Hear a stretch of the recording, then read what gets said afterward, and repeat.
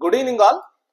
ముఖ్యంగా ఈరోజు కవిత గారు మార్నింగ్ చిట్ చాట్ లో ఏవైతే వ్యాఖ్యలు చేసిరో నిజంగా చెప్పాలంటే రాజకీయాలలో ఒక సంచలనం అని చెప్పాలి. ముఖ్యంగా బీఆర్ఎస్ పార్టీ పుట్టి దాదాపు 25 సంవత్సరాలలో ఆ పార్టీ ఇంతగా ఇబ్బంది పడిన సందర్భాలు అనేది నాకు తెలిసి లేవనుకుంటా. ఎందుకంటే ఎవరైనా విమర్శలు చేయొచ్చు, కేసీఆర్ని ఎంతో మంది తిట్టొచ్చు, కానీ దాన్ని వ్యూహాత్మకంగా ఎదుర్కోవడం జరిగింది. పెద్ద పెద్ద పేపర్లను, పెద్ద పెద్ద టీవీలను వాళ్ళు ఎంతో తెలంగాణ ఉద్యమాన్ని ముందు పెట్టి వాళ్ళను ఎదుర్కోవడం జరిగింది. కానీ ఈసారి జరిగిన కవిత చేసిన కామెంట్స్ మాత్రం బీఆర్ఎస్ నేతలకు అసలు ఎలా రియాక్ట్ కావాలో కూడా అర్థం కావట్లేదు. ముఖ్యంగా కవిత తన అన్న కేసీఆర్ వైపు ఒక కత్తిని దూసిందని చెప్పి అనడానికి ఎలాంటి సందేహం లేదు. ఎందుకంటే కవిత ఈరోజు డిస్కస్ చేసిన అంశాలు మీడియా చిట్ చాట్ లో ఆమె డిస్కస్ చేసిన అంశాలు పూర్తిగా తన అన్నను టార్గెట్ చేస్తూ, తన అన్న అయిన కేటీ రామారావు గారిని టార్గెట్ చేస్తూ బీఆర్ఎస్ పార్టీకి ఎనలేని డ్యామేజ్ చేయడం జరిగింది. కవిత మాటలు బీఆర్ఎస్ పార్టీకి చాలా డ్యామేజ్ కలిగించాయి. ఎస్పెషల్లీ ఆమె మాట్లాడిన ఒక మాట ఒకటి ఏంటంటే బీజేపీతో విలీనం, బీజేపీ ప్లస్ బీఆర్ఎస్ విలీనం.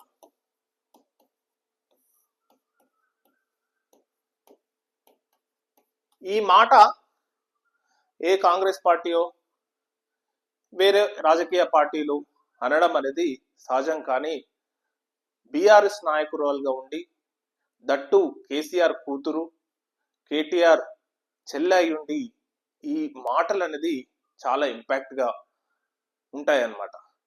ఎందుకంటే బయటోడు ఎన్నైనా అనొచ్చు, దాన్ని తట్టుకునే శక్తి మనుషులకు ఉంటుంది. కానీ తన సొంత ఇంట్లో వాళ్ళే ఇంత గుండెల మీద తనడం అంటే ఇదే అంటారేమో. ఈ మాట బీఆర్ఎస్ శ్రేణులకు కానీ బీఆర్ఎస్ నాయకులకు కానీ మింగుడు పడట్లేదు. అసలు ఎలా రియాక్ట్ కావడంలో కూడా అర్థం కావట్లేదు. సో ఈ ప్రతిపాదన అనేది అది ఎంతవరకు నిజం అనేది ఆమె చెప్తుంది ఏంటంటే, నేను జైలులో ఉన్నప్పుడు, అంటే లిక్కర్ కేసులో నేను జైలులో ఉన్నప్పుడు ఈ ప్రతిపాదన బీఆర్ఎస్ బీజేపీ విలీన ప్రతిపాదన నా దగ్గరికి రావడం జరిగింది. కానీ నేను దానిని పూర్తిగా వ్యతిరేకించాను.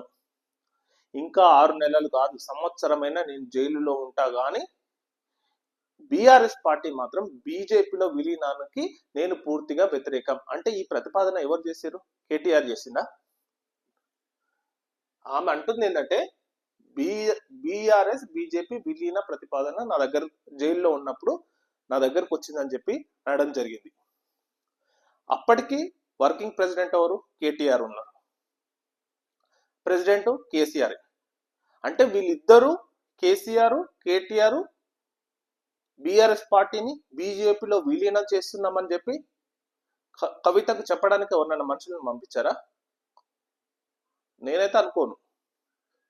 ఈ విషయాల్లో మాత్రం వాళ్ళు ఒక్కటి పొత్తుకు ప్రయత్నించవచ్చు, అంతవరకు నేను నమ్ముతా. కానీ బీఆర్ఎస్ అంటే మొన్న సార్వత్రిక ఎలక్షన్లో, అంటే భారతదేశ ఎంపీ ఎలక్షన్లలో బీఆర్ఎస్ పార్టీ బీజేపీతో పొత్తుకు ఏమైనా ట్రై చేసి ఉండొచ్చు, మేబీ అంతవరకు కరెక్ట్. కానీ విలీన ప్రతిపాదన అన్నది, ఎందుకంటే ఎంతో మంది టీఆర్ఎస్ పార్టీ అనేది ఒక మామూలు పార్టీ కాదు, ఎంతో అమరుల త్యాగాల వల్ల నడిచిన పార్టీ. ఆ పార్టీ కోసం ఎంతో మంది విద్యార్థులు కానీ, తెలంగాణపై మమకారంతో రాజకీయ నాయకులు కానీ, ఉద్యోగస్తులు కానీ ఎంతో మంది ఉద్యోగాలు పోగొట్టుకోరు, ఎంతో మంది విద్యార్థులు జీవితాలను నాశనం చేసుకోరు. కేవలం తెలంగాణ కోసం పోరాడుతున్న అనే పార్టీకి మద్దతుగా నిలిచి, ఆ పార్టీ ఏ పిలిపిస్తే ఆ పార్టీలో ధర్నాలలో పాల్గొని, కేసులు పెట్టించుకొని, జీవితాలను నాశనం చేసుకొని, ఇప్పటికి కూడా ఉద్యోగాలు లేక కొంతమంది చనిపోయి, సో ఇంత త్యాగాల పునాది మీద ఎదిగిన పార్టీ టిఆర్ఎస్ పార్టీ. అట్లాంటి పార్టీని, అన్ని సంవత్సరాలు నడిపిన పార్టీని బీజేపీలో విలీనం చేస్తామని చెప్పి అనడానికి రీజన్ అనేది నాకు దొరకలేదు. ఫస్ట్ ఆఫ్ ఆల్ ఏంటంటే లీడర్స్ లేరా, బీఆర్ఎస్ నడిపించడానికి లీడర్స్ లేరా? కేసీఆర్ గారు పక్కన పెట్టండి, కేటీఆర్ గారు ఉండు, హరీష్ రావు ఉన్నాడు. సో వీళ్ళిద్దరు నడిపించేంత కెపాసిటీ వాళ్ళకు ఉంది. కానీ పోయి బీజేపీలో విలీనం చేస్తాన్న ప్రతిపాదన అనేది ఎంతవరకు వాళ్ళు కవిత దగ్గరికి తీసుకుపోయారు? ఇది మాత్రం నాకు కొంచెం ఎగ్జాగరేషన్ గా అనిపించింది. కానీ కవిత మాట్లాడిన అంశాల్లో ఇదొకటి. ఇంకో అంశం ఏంటంటే, నేను బీఆర్ఎస్ లో కేసీఆర్ ని తప్ప ఎవరిని నాయకుడుగా యాక్సెప్ట్ చేయను అంటే ఇక్కడ పూర్తిగా తన అన్నకు యాంటీగా తీసుకుంది. అంటే అన్న నాయకత్వాన్ని నేను యాక్సెప్ట్ చేయను అంటే ఇప్పుడు KTR working president, BRS working president గా ఉన్నాడు. సో బీఆర్ఎస్ లో కేటీఆర్ గారి నాయకత్వాన్ని నేను యాక్సెప్ట్ చేయను. ఇప్పుడు ప్రజెంట్ గా చాలా విషయాల్లో కేసీఆర్ గారు ఫామ్ హౌస్ లో ఉంటూ చాలా కొన్ని విషయాలు మాత్రమే ఆయన దగ్గర చూసుకుంటాడు. కానీ రెగ్యులర్ గా పార్టీ వారి కార్యక్రమాలన్నీ పూర్తిగా పార్టీ ఫండ్స్ కానీ పార్టీని ఏదన్నా మొత్తం కేటీఆర్ గారు నడిపిస్తున్నారు. అది అందరికీ తెలిసిందే, బీఆర్ఎస్ కార్యకర్తలకు మరీ తెలిసిందే. అందరూ ఈవెన్ హరీష్ రావు కూడా యాక్సెప్ట్ చేయడం జరిగింది. మొన్న రీసెంట్ కూడా నేను కేటీఆర్ గారి నాయకత్వాన్ని యాక్సెప్ట్ చేస్తున్నా, మా మామ కేసీఆర్ గారు అంటే నాకు దేవుడు, ఇంకా ఆయన గీసిన గిరదాటను అని ఏదో ఒక డైలాగ్స్ చెప్పిండు. కథ అందరు ఇంకా యాక్సెప్ట్ అయిపోయింది. ఇప్పుడు కేసీఆర్ గారు తన కొడుకు అయిన కేటీఆర్ ను ఇంకా పైకి తేవాలన్న ఉద్దేశంతో ఉన్నాడు, అందరికీ తెలిసిందే. కానీ ఇక్కడ తన చెల్లె మాత్రం తన అన్న నాయకత్వాన్ని మాత్రం ఎట్టి పరిస్థితుల్లో యాక్సెప్ట్ చేయను, పూర్తిగా యాక్సెప్ట్ చేయను అని చెప్పి డైరెక్ట్ కేటీఆర్ మీదే, ఇంకా మొహమాటమే లేదు, ఇంకా కేటీఆర్ మీదే అటాక్ చేయడం జరిగింది. ఎట్లా అంటే ఇంకో ఏమైందంటే కేసీఆర్ గారికి నోటీసులు రావడం జరిగింది. కాళేశ్వరం ప్రాజెక్టు మీద పీసీ ఘోష్ కమిషన్ నోటీసులు ఇచ్చింది అటెండ్ కమ్మని. కేటీఆర్ కూడా ఏసీబీ నోటీసులు ఇచ్చింది. ఏది ఫార్ములా 1 రేసింగ్ హైదరాబాద్ లో దానికి సంబంధించిన ఒక కేసులో కేటీఆర్ కు ఏసీబీ ఇచ్చింది, కేసీఆర్ గారికి ఏమో పీసీ ఘోష్ కమిషన్ ఇచ్చింది. సో ఇక్కడ కవిత క్వశ్చన్ చేస్తుంది అనమాట. ఏమని క్వశ్చన్ చేస్తుంది? కేసీఆర్ గారికి నోటీసులు ఇస్తే బీఆర్ఎస్ కార్యకర్తలు, బీఆర్ఎస్ పార్టీ ఎలాంటి నిరసనలను తెలిపింది?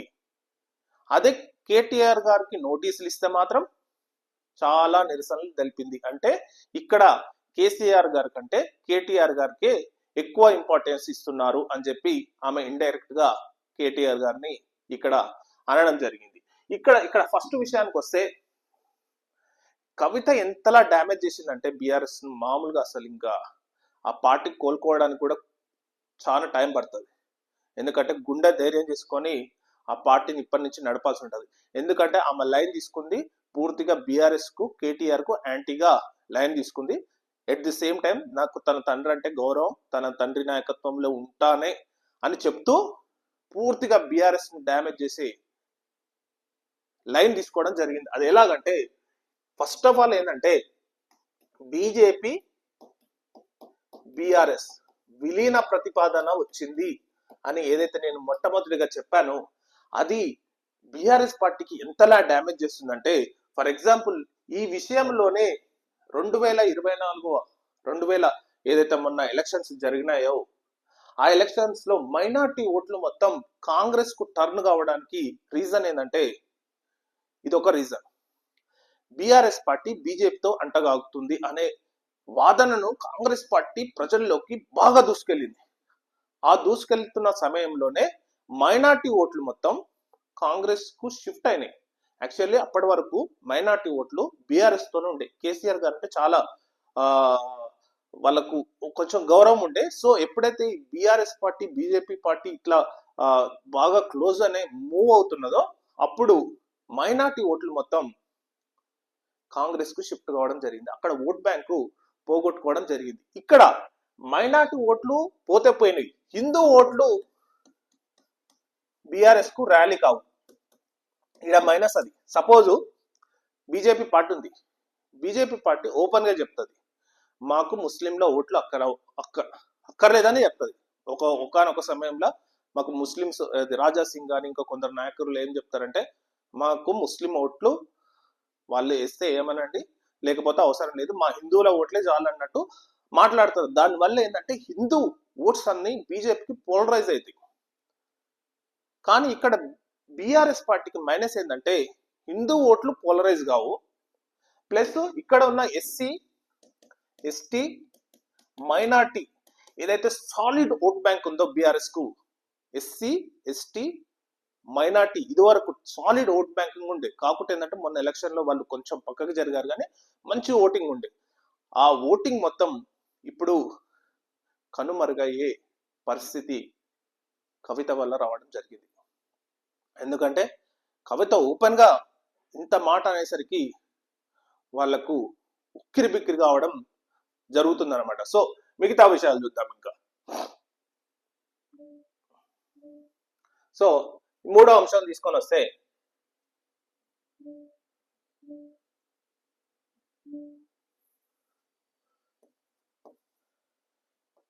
నన్ను అంటే కవితను నిజామాబాద్ ఎంపీ ఎలక్షన్లలో ఓడగొట్టడం జరిగింది కొందరు నాయకులు.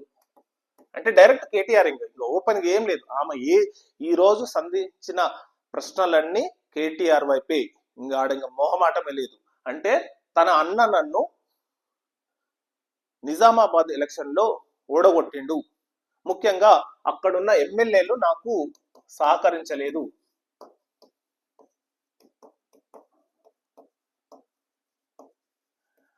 అంటే కేటీఆర్ గారు నిజామాబాద్ లో తన చెల్లెను ఓడగొట్టిండు.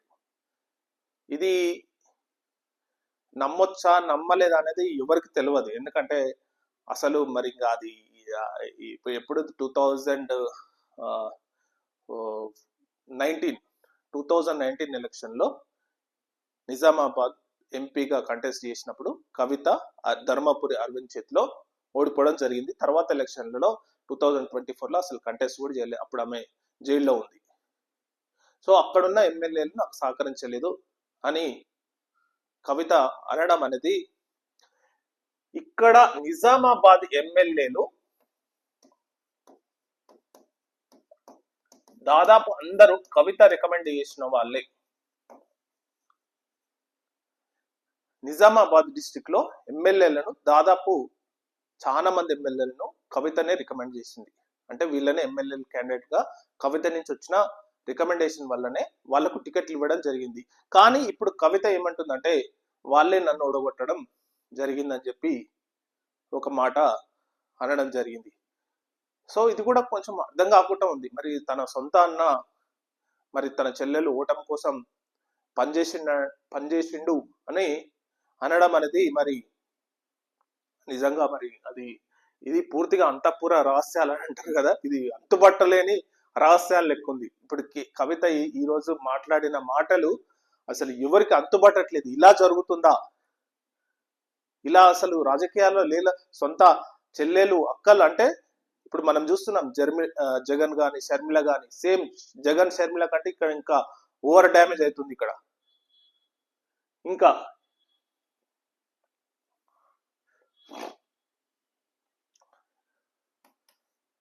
ఇప్పుడు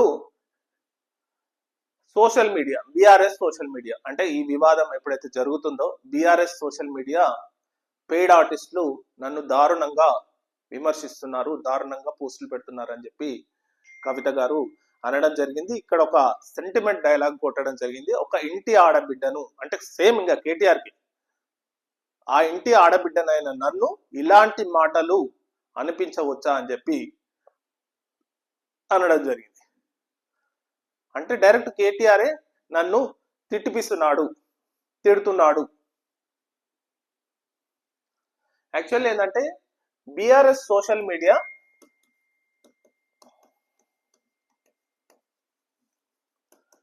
మెల్లగా కవితను డిసోన్ చేసుకునే ప్రయత్నం చేస్తుంది. అది ఓపెన్ గా తెలుసు. మొన్నటి దాకా అంటే మొన్నటి నుంచి అంటే గత కొన్ని రోజులుగా, గత వారం 10-15 రోజుల నుంచి కవితను పూర్తిగా డిసోన్ చేసుకునే ప్రయత్నం అయితే బీఆర్ఎస్ సోషల్ మీడియా చేస్తుంది. అది ఓపెన్ గా అందరికి తెలిసిందే. ప్లస్ నమస్తే తెలంగాణ పేపర్లో కానీ ఇట్లాంటి వాటిలో కానీ ఎక్కడ కూడా ఆమె గురించి ఎక్కువ వార్తలు రాకుండా ఉండడం కోసం వాళ్ళు ప్రయత్నిస్తున్నట్టు అర్థమైంది. పూర్తిగా కొన్ని వ్యాఖ్యలు కూడా చేయడం జరిగింది. అది అందరికీ తెలిసిందే. సో దానిపైన కవిత గారు కొంచెం హట్ కావడం జరిగింది. సో దానిపైన కూడా కేటీఆర్ గారిని మరి దీనిపైన ప్రశ్నించడం జరిగింది అనమాట. నెక్స్ట్, లీకు వీరులను ఎండగట్టమంటే నాపై ప్రతాపమా. ఇక్కడ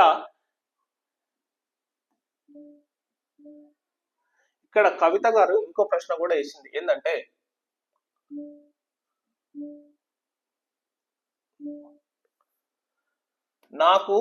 నేను మా నాన్నగారికి లేఖలు రాస్తుంటాను. సో మా నాన్నగారు నేను లేఖలు చదివిన తర్వాత ఎమ్మటే చింపేస్తాడు జనరల్ గా. కానీ ఈసారి మాత్రం ఆ లేఖను లీక్ చేసింది ఎవరు, నాకు ఈ విషయం ఖచ్చితంగా తెలవాలి. సో నేను రాసిన లెటర్ను ఎవరు లీక్ చేశారు, ఖచ్చితంగా ఆ లెటరు లీక్ చేసిన పర్సన్ నాకు తెలియాలి. సో ఇక్కడ ఒక మాట అనడం జరిగింది. నేను మామూలుగా ఇంకా కేటీఆర్కి ఒక వార్నింగ్ లాగా, అసలు నేను ఎంత మొండిదాన్నో నాకే తెలియదు. సో ఇట్లాంటి వ్యాఖ్యలు కూడా చేయడం జరిగింది కవిత గారు. సో ఈ విషయంలో కూడా మరి ఈ లీక్ అనేది ఖచ్చితంగా కేవలం కేసీఆర్ దగ్గరికి లెటర్ వెళ్ళింది. సో కేసీఆర్ దగ్గర ఉండే person Santosh plus KTR plus Harish రావుని పక్కకు పెడితే వీళ్ళిద్దరికి తెలియకుండా లెటర్ను లీక్ చేయడం అనేది అసలు పాసిబుల్ కానే కాదు. సో ఖచ్చితంగా సంతోష్ అన్న లీక్ చేసి ఉండాలి. సంతోష్ కూడా డైరెక్ట్ లీక్ చేసేందుకు పరిస్థితి ఏముండదు. అది కేటీఆర్ అన్న చెప్పు ఉండాలి, లేకపోతే హరీష్ రావు అన్న చెప్పు, వీళ్ళిద్దరన్నా చెప్పు ఉండాలి. కేటీఆర్ హరీష్ రావు చెప్పు ఉండాలి. సో వీళ్ళిద్దరు చెప్తే లీక్ చేసి ఉంటారు. లేకుంటే సంతోష్ డైరెక్ట్ లీక్ అంతగా అయితే లేదు.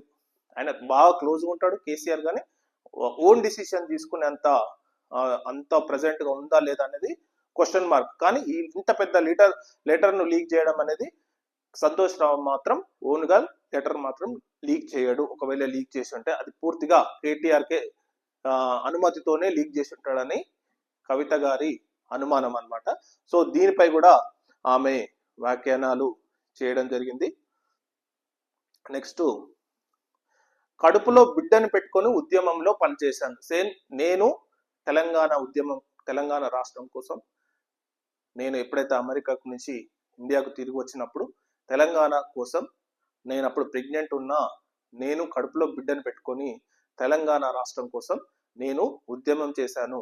సో నా పాత్ర కూడా ఉంది, ఇది ఒక్కరి సొత్తు కాదు. సేమ్ ఇంకా యాక్చువల్ ఏంటంటే అన్నకు ఇంకా కౌంటర్ అనమాట. ఇంకా చెప్పాలంటే ఇంకా కేటీఆర్ కు ఫుల్ కౌంటర్ ఇంకా. సో ఇది ఈ వ్యాఖ్యలు చేయడం జరిగింది. తర్వాత సో ఇవి అన్నమాట మేజర్ గా కేటీఆర్ కు సంధించిన ప్రశ్నలని రావడం జరిగింది. ఇంకొకటి ఫైనల్ గా ఒక మాట అనడం జరిగింది. ఏంటంటే చాలా మంది అడిగిర్రు అనమాట, అసలు బీఆర్ఎస్ పార్టీలో ఉంటారా లేకపోతే కొత్త పార్టీ పెడతారా అని జర్నలిస్టులు అడగడం జరిగింది. ఆమె దానికి సమాధానం చెప్తూ, బీఆర్ఎస్ అంటే నేను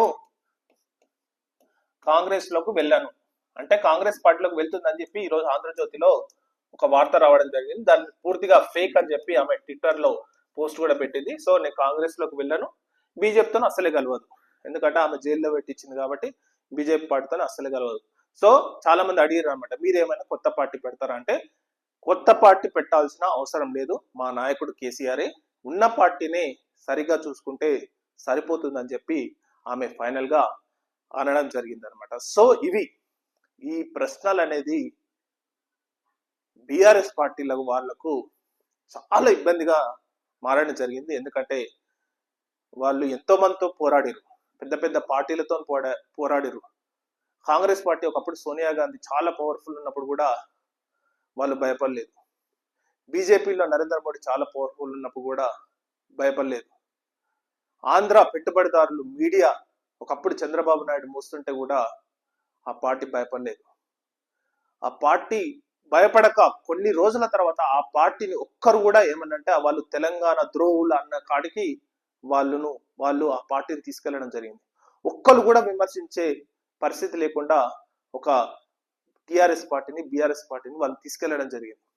ఆ పార్టీని విమర్శిస్తే ఆఖరికి తెలంగాణ వాళ్ళని విమర్శిస్తున్నామా అన్నంత, అంటే తెలంగాణ అంటే టిఆర్ఎస్ అంటే తెలంగాణ అన్నంత లెవెల్లో వాళ్ళు ఆ పార్టీని తీసుకోవడం జరిగింది. ఎంతో మంది ఉద్దండులను ఎదుర్కోవడం జరిగింది. కానీ సొంత ఇంటి వాళ్ళు ఎదుర్కోలేక ఇప్పుడు నానా సతమతం అవుతున్నారు. ఎందుకంటే ఎలా రియాక్ట్ కావాలో, ఎందుకంటే అన్యోన్యంగా పెరిగిన కవిత మరియు కేటీఆర్ మరి వాళ్ళ మధ్యలో ఏం మనస్పర్ధలు వచ్చినాయో, మరి ఏ ఏ ఏ అసలు మరి అధికారం అనేది ఎంత మత్తు ఉందో చూడండి. అధికారం కోసం మామూలుగా ప్రతిపక్షంలో ఉంటే ఎవరు విడిపోరు, ప్రతిపక్షంలో ఉంటే యునైటెడ్ గా ఉంటారు, అధికారం వచ్చాక విడిపోతున్నారు. మనం అందరం చూస్తున్నాం. జగన్ ప్రతిపక్షంలో ఉన్నప్పుడు వాళ్ళ అమ్మ, వాళ్ళ చెల్లె, వాళ్ళంతా ఫ్యామిలీ అతను అధికారంలోకి రావాలని వాళ్ళు ప్రచారం చేయడం జరిగింది. కానీ అధికారంలోకి వచ్చిన తర్వాత వాళ్ళు ఎక్కడ ఉన్నారు, తర్వాత ఎలక్షన్లకు ఏమైందో మనందరికీ తెలిసింది. సో ఇప్పుడు కూడా టిఆర్ఎస్ పార్టీ ప్రతిపక్షంలో ఉన్నప్పుడు కూడా, అధికారంలో ఉన్నప్పుడు కూడా కలిసి ఏదైతే ఇప్పుడు అధికార మార్పిడి జరగబోతుందన్న సూచనతో ఇలా సొంత